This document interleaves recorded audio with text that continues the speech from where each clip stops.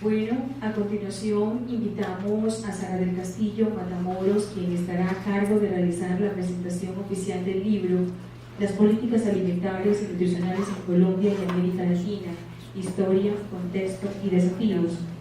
Sara del Castillo Matamoros es nutricionista y dietista de la Universidad Nacional de Colombia, profesora en nutrición pública y seguridad alimentaria de esta misma universidad, licenciada en educación, magíster en desarrollo social,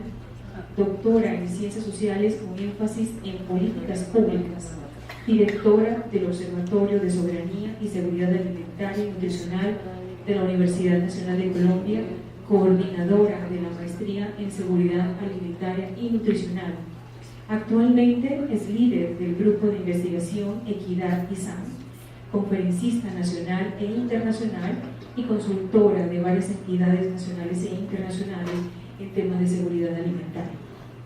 Investigadora en el tema de SAN para la EXIM 2015, autora y editora de varias publicaciones en temas relacionados con SAN y soberanía alimentaria. Buenas tardes. Primero que todo, un agradecimiento por la presentación. Un saludo muy especial desde la Universidad Nacional de Colombia, patrimonio de todos los colombianos. Estamos celebrando los 150 años, el sesquicentenario de la universidad. Para mí es un honor estar aquí. Una de las autoras es egresada de esta universidad, entonces tenemos también muchos afectos y muchos elementos de unión entre las dos universidades, además de que hay muchos espacios de investigación que hemos desarrollado y seguiremos desarrollando. Para mí es bien importante estar aquí presentando este texto, que como ya lo decía la profesora Berta Gaviria, efectivamente cuando hace un rastreo juicioso de la bibliografía, de la documentación, no hay un libro que tenga un compendio como el que tiene, y en la clasificación de los libros que hacemos de políticas públicas es un libro de análisis comparado de políticas en la medida en que ustedes, que por supuesto todos lo van a comprar y se lo van a leer. Esa es una tarea que tienen los profesores, siempre dejamos tarea para la siguiente clase, es comprar un libro de este lote. Las autoras me pidieron, y editoras, que no hicieran una presentación específica muy descriptiva del libro, sino más bien que planteara algunos puntos de reflexión, algunos elementos de discusión y algunas preguntas que suscita un libro tan interesante como este, porque tal vez una de las cosas más interesantes de un libro es cuando le dejan muchas preguntas y resuelve muchas otras, pero sobre todo cuando deja esas reflexiones. Voy a pasar la primera, quisiera pues salir un poco del protocolo. Efectivamente, una de las cosas interesantes que hay que decir es toda la capacidad que uno reconoce en un escrito como este, y quisiera recogerla solo con esta primera frase que ustedes pueden ver en las diapositivas, que dice sobre las autoras, no quiero decir ni su formación ni que son mis colegas, sino que logran eso que dice la primera frase, y es cómo plasmar un sueño. Y dice, no hay grandes acciones sin que haya grandes sueños. Yo creo que para todos los académicos y para los que trabajamos estos temas tan complejos, efectivamente un libro se vuelve como esa posibilidad de creación, bueno, más allá de los libros de Lorena, también un libro es una creación que uno deja para y perdura, y efectivamente las autoras nos entregan hoy pues uno de esos grandes logros. Y lo interesante de los autores, que aquí hay un conjunto de autores colombianos, que son las profesoras de la Universidad de Antioquia, que mencionaba la profesora Berta, que está Lorena, está la profesora Luz Estela, Exuri, y ahí está Juliana también en el último capítulo. El resto de autores son autores expertos en los temas, en el caso de Ecuador, de México, de Bolivia, de Venezuela, pero una característica muy interesante es que ninguno es historiador, y sin embargo el libro, y para mí eso es una apuesta muy valiente, se plantea un análisis histórico, como ustedes lo ven en el título, en el encabezado del libro, y eso me hace recordar un aporte de un profesor que ustedes deben conocer, por lo menos varios de los que trabajamos estos temas, que es el profesor Emilio Quevedo, que decía, no es necesario ser historiador para hacer historia, es importante utilizar los elementos de la historia para hacer un buen análisis y particularmente un análisis de las problemáticas más importantes de la humanidad, entre otras la alimentación y nutrición, una de ellas, como lo plantea el libro. El otro elemento que quiero mostrar antes de empezar a entrar en materia tiene que ver con lo que diría yo debería decirse en la parte final de una presentación, y a mí me gusta decirlo al principio. La gran conclusión que yo saco de leer este libro, y es básicamente una reflexión personal, es esta frase que recoge, y digo yo acá, lección a manera de conclusión. Y quiero comenzar por allí porque el libro es muy fuerte y contundente en plantear eso que el profesor Reif en el libro de El Oprobio del Hambre, que de paso les comento, no es de muy buen recibo en grupos académicos. Reif es el que hace el debate con Sachs y con el profesor que asesora los objetivos de desarrollo sostenible. A mí me gustan sus planteamientos, a pesar de que a veces es un poco bestseller. Recoge en una frase lo que yo sentí cuando leí el libro de principio a fin, y que permite esa lección aprendida que, como decía la profesora Berta, lo que está diciendo es que el libro nos invita a seguir trabajando en estos temas del análisis profundo de las políticas de seguridad alimentaria y nutricional, en el caso que ellas la titulan de las políticas de alimentación y nutrición. Él dice: hacer todo lo posible por poner el fin al hambre, salvo pensar políticamente. O sea, creo que esto recoge, esa frase recoge toda esta reflexión de décadas en las cuales se ha planteado el problema del hambre como prioritario en diferentes escenarios, pero es muy poco lo que efectivamente se ha logrado al final. Quisiera que me acercara. Bien. No termina. ¿Cuánto tiempo hasta ahora? Entonces quisiera empezar con unos elementos y reflexiones que permitirán animar numerosos debates a partir del trabajo con el libro. Y pongo allí 3 puntos claves que transversalizan lo que encontramos en el libro a partir de la revisión exhaustiva y juiciosa del caso Colombia, que son los 2 capítulos iniciales, además de la interesante reflexión de introducción que hace la profesora Luz Estela, el abordaje del tema de la implicación que tiene la entrada del modelo neoliberal, y luego eso, y no sé si fue una intención de las editoras, ya nos contarán, como una directriz que se cumple juiciosamente en todos los capítulos y en todos los casos a partir de el desarrollo que hacen de los casos de Brasil, Venezuela, Ecuador y México, que me hizo falta en el recuento. Lo primero es que parten de una postura, todos los textos y las autoras seguramente, que tiene que ver con una postura sobre las políticas públicas y sobre las políticas públicas alimentarias en particular, que yo ubico como una perspectiva sistémica, más que funcional, de las políticas públicas. Y como no tenemos tiempo de hacer una clase que me gusta mucho, que es la clase política pública, yo lo resumo en lo que plantea y cómo define Roth cuando hablamos de políticas sistémicas. Y ustedes en el libro encontrarán que todos los capítulos analizan las políticas públicas alimentarias y nutricionales desde la perspectiva histórica, que ya lo miraremos, desde ubicarlo como políticas, planes, proyectos y programas como expresiones de política. Esa es una perspectiva sistémica que me llama la atención, y como un poco la tarea es mirar esas reflexiones y ese diálogo después con las autoras. Ese es uno de los elementos interesantes, no sé si fue intencional o no, pero efectivamente permite entender, como decía la profesora Berta, el análisis crítico de las políticas alimentarias y nutricionales desde lo que efectivamente se hace frente a lo alimentario y nutricional para resolver las problemáticas de partida en los casos que se analizan en el libro. Lo segundo es que esa perspectiva histórica, que a mí se me antoja una perspectiva casi epistemológica, donde todos los capítulos abordando el ejercicio del análisis histórico, como digo, sin ser historiadores, pero utilizando las herramientas de la historia, por ejemplo, utilizando hitos particulares en el análisis de cada uno de los casos, encuentra que permite a quien lee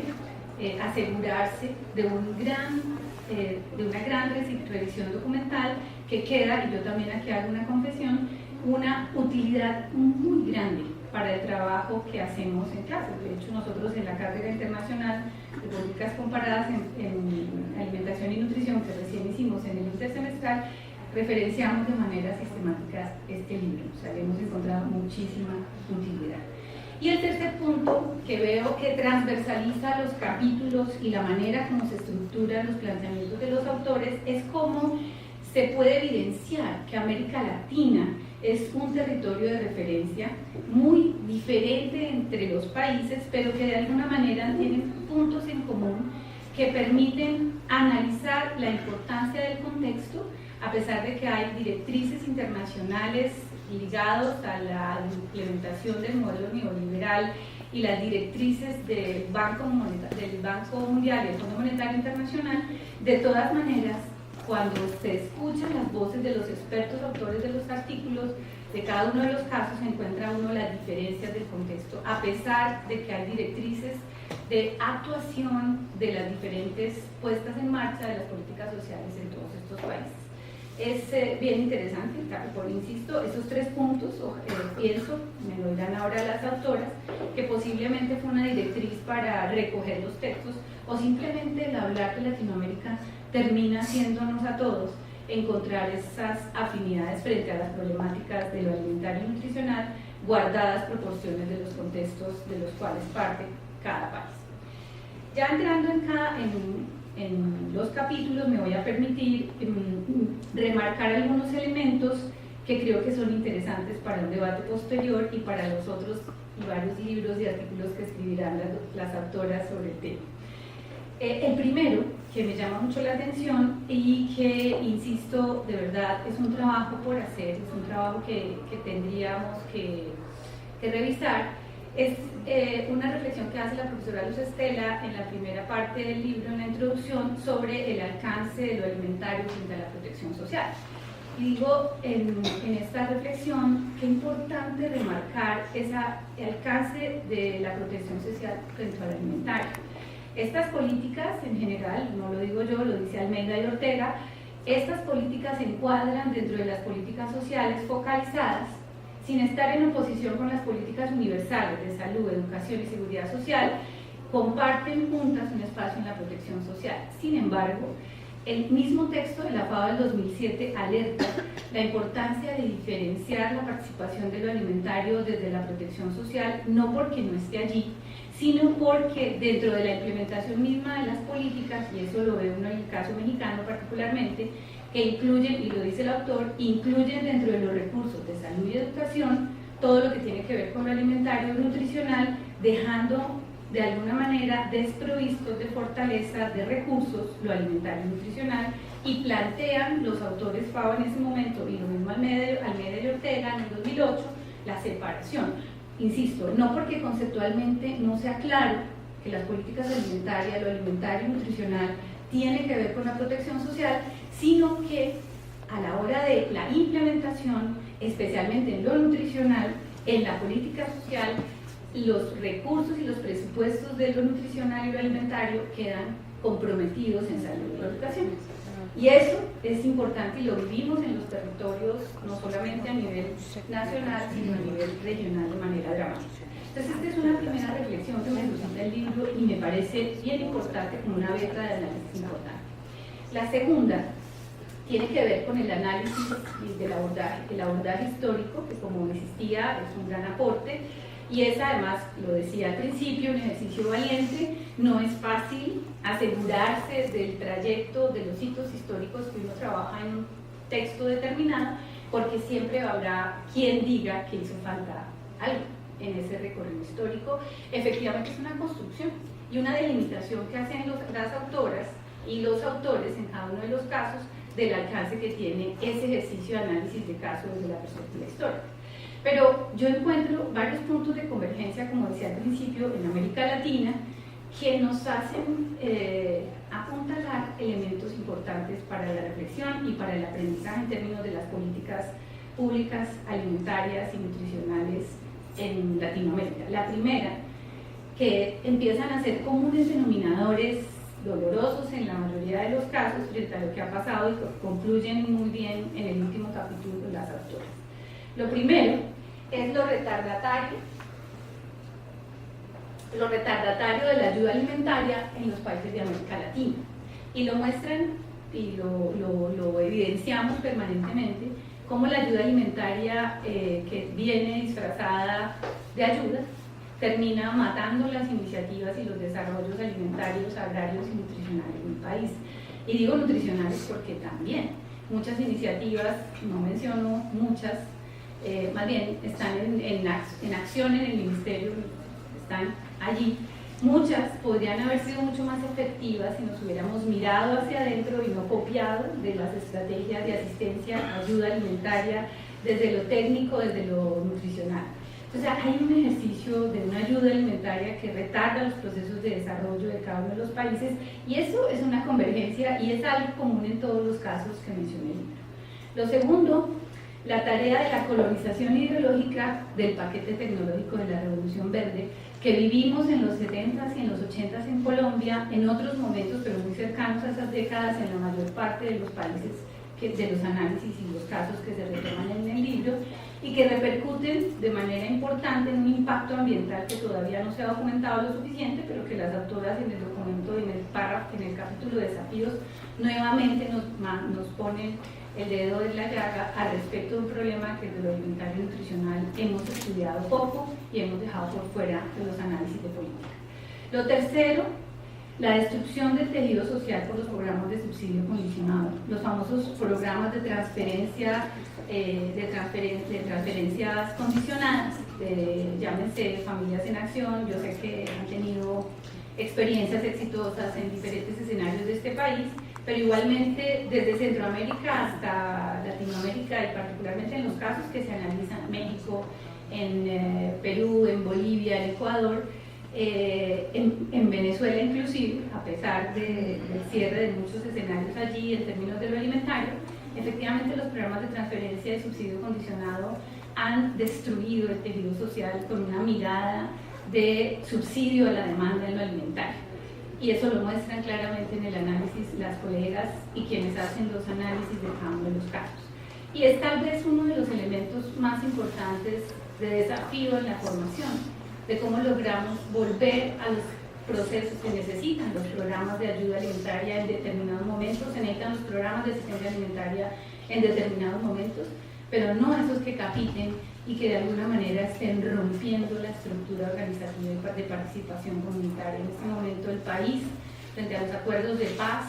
tiene un escenario importante de participación social, y el acuerdo número 1 plantea el ejercicio de participación comunitaria y construcción social, y creo que en lo alimentario tenemos una tarea importante, como lo plantean en los desafíos las colegas en el capítulo final, de cómo recomponer ese tejido social desde lo alimentario como una prioridad de la política social. Lo último en este punto de abordaje histórico, y que transversaliza como en un mainstream todo el análisis que hacen las colegas y los autores, es la implantación del modelo neoliberal, al cual le dedican ellas un capítulo completo, y la contención de sus efectos. Y yo termino diciendo, todavía no he terminado, esta figura, la farsa de las transferencias condicionadas y la explosión de los programas pro-pobres, en los cuales nos sentimos bendecidos la mayor parte de los latinoamericanos, y lo único que estamos encontrando es que la repercusión de eso en términos de servicio a la deuda y todos los planteamientos que hay allí detrás, pues efectivamente nos dejan mucho más comprometidos y no resuelven, desde la perspectiva que quería plantear los programas pro pobres, subsanar el incremento de la pobreza que dejó la entrada en vigencia del modelo neoliberal desde los 80, pero con mucha fuerza y dolor para el país en los 90. Quisiera plantear además unos aportes en particular para el caso Colombia, que están muy bien documentados en el trabajo del primer capítulo de Colombia, en el tema del desarrollo, de la implantación del modelo neoliberal también, pero que me parecen muy importantes en la estructura que logran plantear las autoras en términos de un momento particular, desde la perspectiva histórica, que como les digo transversaliza el libro de manera interesantísima, es esos hitos de institucionalización de las políticas alimentarias y nutricionales. Y ahí quisiera llamar la atención por algunos que querría que se documentaran en otros escenarios. Ellas plantean todo el recorrido histórico de la institucionalización y me parece importante rescatar allí el tema del papel de Sendas, que en la época de los 50, gobierno de Rojas Pinilla, se empieza a establecer la primera y más potente institucionalización de los programas alimentarios nutricionales, que es olvidada un poco en los ejercicios de análisis histórico. Recuerden, en Sendas inicia el programa de alimentación escolar, que ya había iniciado en los 30, por aquí hay expertos del programa de alimentación escolar, pero efectivamente como oferta institucional organizada es Sendas el que lo logra estructurar para el país en el desarrollo de las políticas compensatorias que fueron la punta de lanza populista del gobierno de Rojas Pinilla. El segundo, que lo tocan las colegas, pero yo lo remarco, es en el marco del Frente Nacional, en la creación, desarrollo inicial del Instituto Colombiano de Bienestar Familiar, que por supuesto que es la institucionalización más importante que tenemos en la implementación de programas alimentarios y nutricionales y que el país no ha reconocido. Tan potente es que a pesar de todos los embates políticos, de los desarrollos de diferentes políticas que lo han desfinanciado, el Instituto Colombiano de Bienestar Familiar tiene una estructura nacional que le queda muy difícil a un gobierno, le está tocando a varios desmontar. Y el último, que es el nuevo, del no milenio, y ustedes vean cómo se está haciendo el proceso de sustitución. El Departamento de la Prosperidad Social, hoy Prosperidad Social, es un ejercicio de institucionalización con una tarea diferente. No es de la institucionalización hacia la institucionalización, como sucede con Sendas y el ICBF, sino de cómo los programas en general de política de gobierno de diferentes periodos, más o menos desde el 2000, empiezan a institucionalizarse. Y dice Lyndon, teórico de las políticas públicas en Inglaterra, que eso es muy característico de Latinoamérica, de que no sale de unas políticas, las evalúa y pasa a otras mejores, sino que imbrica unas con otras. O sea, no perdemos las anteriores, siguen siendo regulares, pero no se desmontan, no se evalúan y se crean otras. Eso tiene costos importantes para la política en general en términos de su efectividad y su alcance. Y dentro de las iniciativas regionales que ellas mencionan, me parece importantísimo a hoy incorporar en un análisis histórico además no solo las experiencias territoriales de departamentos, municipios, sino esas regionales que generaron una mirada muy particular de la política pública nacional, como es el caso de Caribe Sin Hambre, el Canal Pacífico, que tiene todo ese ejercicio de lo alternativo que rescatan las colegas en los documentos y en los textos que nos dan en su libro, y esas experiencias, y ahí toco la parte final de mi intervención, dentro de los desafíos que ellas plantean, son como la vertiente que tenemos que seguir trabajando hacia unas políticas públicas alimentarias y nutricionales que reconozcan las experiencias de construcción de soberanía alimentaria. Hasta ahora, y como bien lo plantean en el libro, son esas experiencias, las regionales, las que sacan la cara por una experiencia de ejercicio combativo frente a lo alimentario y nutricional para la soberanía alimentaria. Y un elemento final, y es también un aspecto que ellas destacan, y es la debilidad técnica en políticas públicas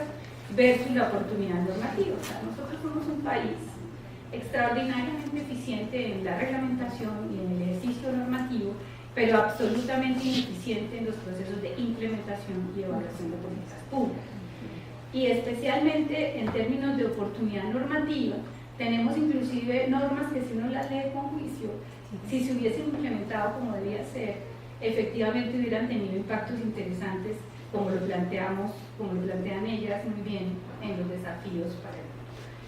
Y en los casos de América Latina, y voy a ir más rápido porque me estoy extendiendo, el profesor siempre se siente en clase, qué pena. El caso Colombia y México, ¿sí?, donde empiezo a encontrar esas afinidades que también ellas destacan y que quiero que ustedes también enfaticen en la lectura que hagan del libro. Guardadas proporciones, México y Colombia lo plasma muy bien el autor mexicano, que además es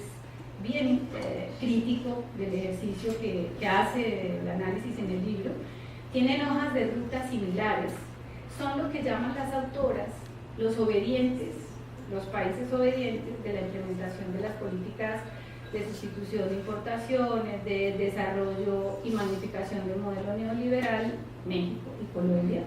con todo el proceso de su relación tan particular con los tratados de libre comercio frente a los compromisos del Banco Mundial y el Fondo Monetario Internacional.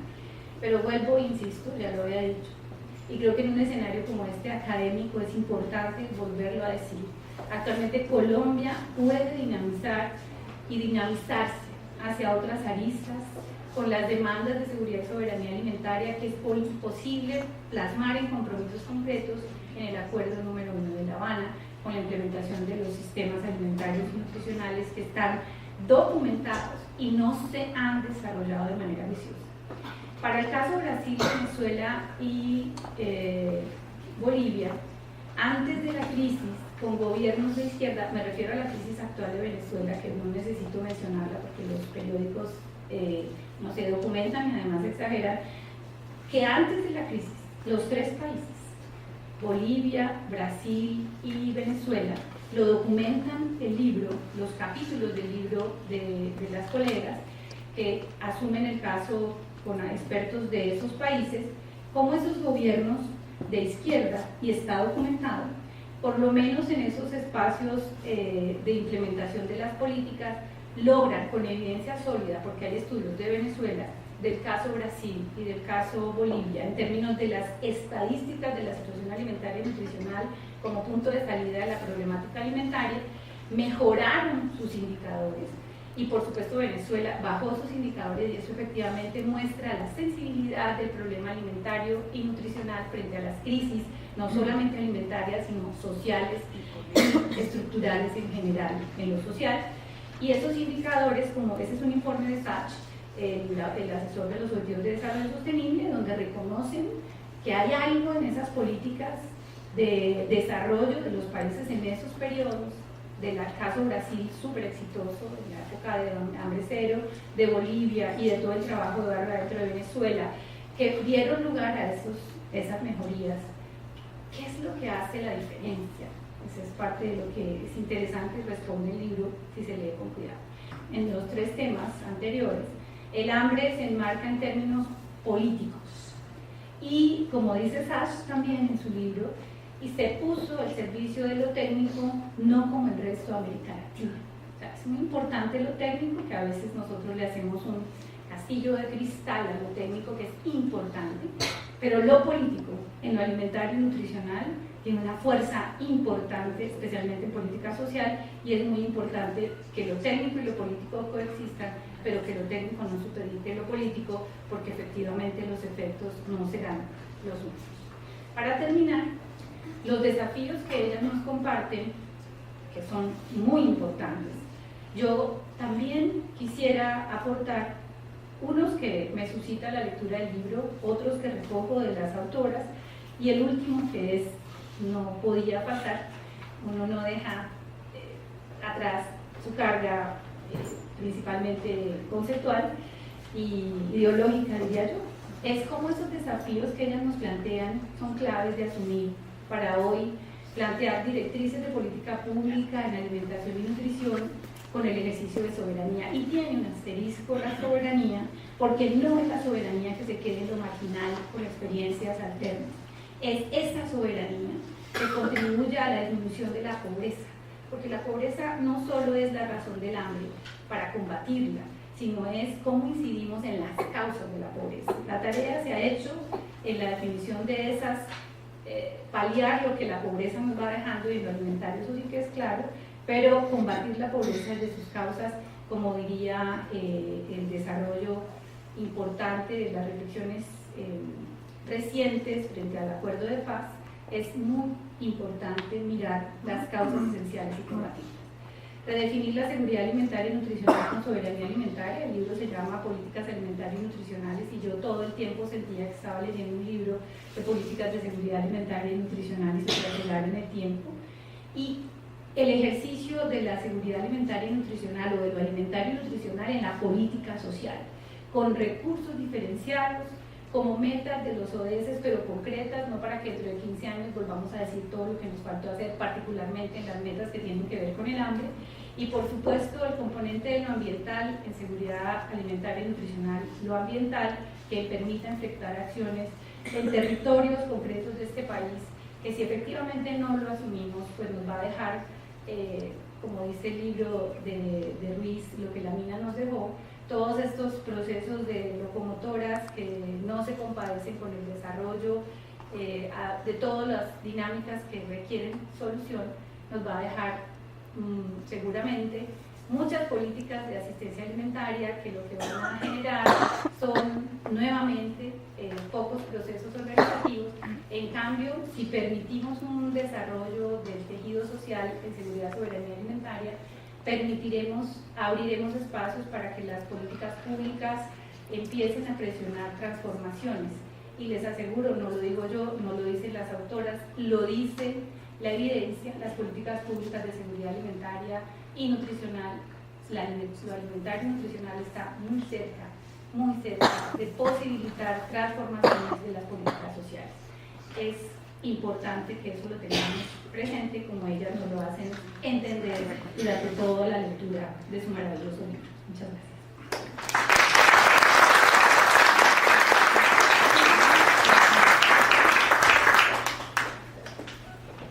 Un agradecimiento especial a Sara del Castillo Matamoros por esta introducción a lo que es la presentación del libro que nos convoca en la tarde de hoy. Señoras y señores, tengo el gusto de invitar a que nos acompañen nuevamente en la mesa principal a Lorena Patricia Mancilla López y a Luz Estela Álvarez Castaño, editoras académicas del libro que presentamos esta tarde. Lorena Mancilla es nutricionista dietista, magíster en ciencias ambientales,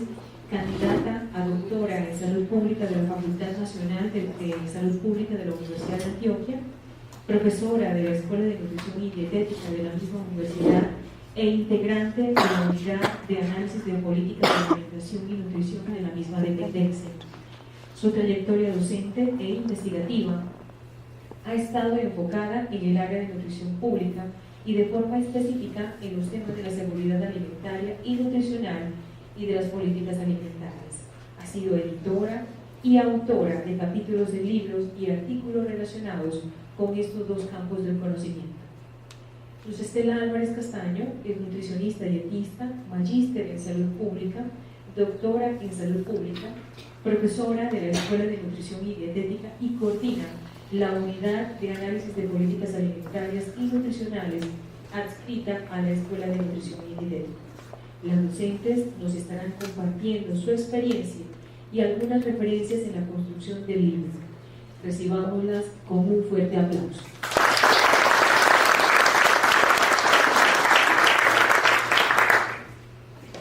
Muchas gracias a todos por estos aplausos, por su compañía. Quisiera en unos minutos contarles de forma muy breve como las motivaciones que tuvimos para la construcción del libro. En 2009, cuando me presenté a la convocatoria de méritos de la Universidad de Antioquia para aspirar al cargo de docente, formulé a la institución como proyecto de desarrollo la conformación de un equipo dedicado a estudiar y profundizar en la evaluación de las políticas de alimentación y nutrición. Para ese entonces, la escuela había ganado mucho terreno en la generación de conocimiento relacionado con la seguridad alimentaria y nutricional, como producto de varias investigaciones que, entre otras, permitieron construir los perfiles alimentarios del departamento y de la escuela. Asimismo, los gobernantes requerían evaluar los efectos o impactos de sus programas de gobierno encaminados a afrontar la situación alimentaria de la población. Esta situación nos abocaba a grandes retos académicos, pero también nos enfrentaba a una gran responsabilidad ética frente a la clase dirigente y sobre todo frente a la población, porque tenemos la convicción de que la ciencia no es neutra ni aséptica. Por el contrario, el conocimiento investido de lo científico tiene profundas implicaciones en las decisiones políticas. En esa medida, puede ser una manera de legitimar inequidades e injusticias sociales o por el contrario un mecanismo para enfrentarlas. De modo que nos dimos cuenta de que semejante desafío requería no solo de respuestas acordes con la esencia y con la naturaleza académica e investigativa de la Escuela de Nutrición y Dietética, sino que el conocimiento generado tendría que ser útil para incidir en la configuración de las políticas alimentarias y, por tanto, para aportar en la transformación de la compleja realidad social. Fue así que nos dimos a la tarea de profundizar en el estudio de las políticas alimentarias. Por tanto, lo que en un momento fue un proyecto de papel, quizás una utopía, adquirió vida propia y algún tiempo después un número importante de profesores del área de nutrición pública y algunos de otras áreas de desempeño nos congregamos desde aquel abril de 2012 alrededor del tema de las políticas públicas. Entonces conformamos lo que hoy denominamos la Unidad de Análisis de Políticas de Alimentación y Nutrición, la cual acogió y lideró con una determinación admirable la profesora Luz Estela Álvarez durante estos 4 años y medio en los cuales he estado dedicada a mis estudios doctorales. Por tanto, el nacimiento del libro no se puede desligar de la conformación de la unidad de análisis, porque fue en el seno de sus discusiones académicas en donde nos dimos cuenta de los profundos vacíos que teníamos en el campo de las políticas de alimentación y nutrición. Asimismo, comprendimos que nuestros vacíos muy probablemente también eran los de nuestros estudiantes y quizás los de nuestros colegas. Durante nuestro recorrido por la temática se nos abrió un mundo inconmensurable de literatura y en la medida en que tratábamos de armar el rompecabezas con todas esas piezas nos resultó muy fascinante la imagen que estábamos construyendo y a partir de ahí sentimos la necesidad de construir un texto que consolidara y, si se quiere, que fuera sistemático y diera cierta coherencia a lo que estaba en la literatura de forma dispersa sobre las políticas de alimentación y nutrición. No obstante, teníamos muy claro que no queríamos hacer un inventario o una especie de listado en orden cronológico de las políticas, sino que queríamos trascender la forma convencional de contar el cuento, es decir, de relatar de una forma más analítica y argumentativa el devenir de las políticas alimentarias, que permitiera desentrañar y comprender cuáles discursos y cuáles teorías estaban incidiendo en que dichas políticas se configuraran de una forma y no de otra. Esto siempre en el marco del contexto histórico del cual no se pueden desligar. Este tránsito también nos llevó a comprender que el devenir de las políticas alimentarias no era homogéneo en los países de América Latina. Y allí también vimos una oportunidad muy valiosa de invitar a algunos de los autores que habíamos revisado durante nuestro proceso. Varios de ellos aceptaron escribir el capítulo sobre las políticas alimentarias de sus respectivos países. Y aunque el libro en sí mismo no es un análisis comparativo, sí le ofrece al lector en un solo texto acercarse a otras experiencias, además de la colombiana, y por tanto la posibilidad de hacer sus propias conclusiones. Nos complace mucho que algunas de esas personas que aportaron en esas discusiones hoy estén aquí. Asimismo, la presencia de nuestros colegas y pares, porque hoy no celebramos el hecho de tener una obra acabada, sino que por el contrario, hoy aprovechamos este acto simbólico para extenderles la invitación a que nos hagan sus comentarios, sus apreciaciones y en especial los valiosos aportes de aquellos colegas que están en terreno viviendo el día a día de las políticas alimentarias. Por tanto, este libro es un primer insumo para el debate de las políticas, un tema que consideramos abierto y aún en construcción. Muchas gracias.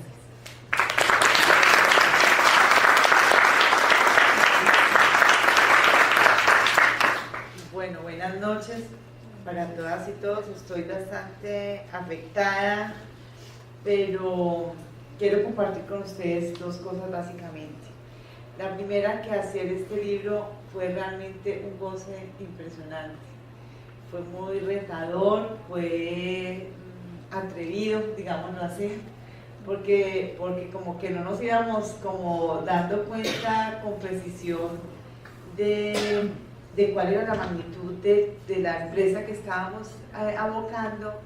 y eso siempre pues tiene sus riesgos, pero también tiene su magia. Nos fuimos metiendo, cuando ya estábamos metidas hasta el cuello, nos dimos cuenta de que era de verdad más complicado de lo que habíamos pensado. Pues también encontramos una gente en nuestro equipo y en otros países igualmente arriesgada, creo yo. Entonces, de verdad que ha sido, como toda la construcción de la unidad de análisis, un ejercicio bastante interesante y bastante emocionante. Les quiero compartir solamente unas reflexiones que creo que en parte Sara ya las recogió, pero que yo creo que las quiero situar porque a mi juicio es como de las cosas más relevantes que nos quedan a futuro. América Latina vivió entre 2002 y hasta recientemente una era de reformas sociales progresistas que tuvieron como eje central la superación del hambre y la pobreza. Los resultados de esas políticas los resultados de esas políticas son contundentes. En el continente y especialmente en Sudamérica se disminuyó de 15 a 5% el porcentaje de población con hambre, según nos registra la misma FAO. Estas políticas fueron audaces, no solo por sus resultados, sino porque combatieron el discurso del individualismo y del sálvese quien pueda, y el acabar con el Estado, porque lo privado es supuestamente más eficiente, que condujo y aún conduce al enriquecimiento desproporcionado de unos pocos en detrimento de todos los demás. Las ganancias obtenidas durante este periodo tienen un alto riesgo de sostenibilidad a futuro, no solo por razones económicas derivadas de la crisis del esquema extractivista que basa sus recursos en la explotación de recursos de minería y de petróleo y de monocultivos como la soya, sino especialmente por el ascenso al poder de gobiernos contrarios a estas políticas en países altamente innovadores en materia social. Hoy escuchamos los discursos de las recetas de fracaso ya probado. O sea, aquellos países que han sido para nosotros en los últimos años un ejemplo de innovación y de audacia social, como Brasil, como Bolivia, como Ecuador, hoy tienen un gran riesgo en la continuidad de esas políticas, no solo porque hay una crisis efectiva de recursos estatales derivados del extractivismo, de la crisis del extractivismo, sino porque lamentablemente a estos países han llegado grupos, han ascendido al poder en nuestros países grupos contrarios a esas políticas. Lo que nosotros quisimos hacer con este libro fue dar cuenta de ese periodo, de su historia, de las políticas alimentarias desarrolladas en él, en los diferentes países, con sus particularidades y con sus semejanzas. Digamos, la perspectiva histórica que transversaliza, como lo dice muy bien Sara el libro, fue intencionada y fue, digamos, una decisión política de cómo mirar lo académico. Indudablemente fue uno de los principales elementos con los que nos comprometimos. Pero además quisimos impulsar un campo de conocimiento de alguna manera nuevo para quienes trabajamos en el área de la nutrición, que es el estudio de la protección social en nuestro campo. O sea, nosotros no solamente quisimos escribir un libro, quisimos inaugurar de alguna manera un nuevo campo de conocimiento que nos parece que es nuestro compromiso de aquí en adelante. Queremos proponer un trabajo a largo plazo para el análisis y la evaluación de estas políticas, de los programas nutricionales desde su fundamento, sus procesos políticos y por supuesto sus resultados. O sea, a nosotros nos interesa que muy particularmente en la Escuela de Nutrición nosotros instauremos de aquí en adelante un campo de conocimiento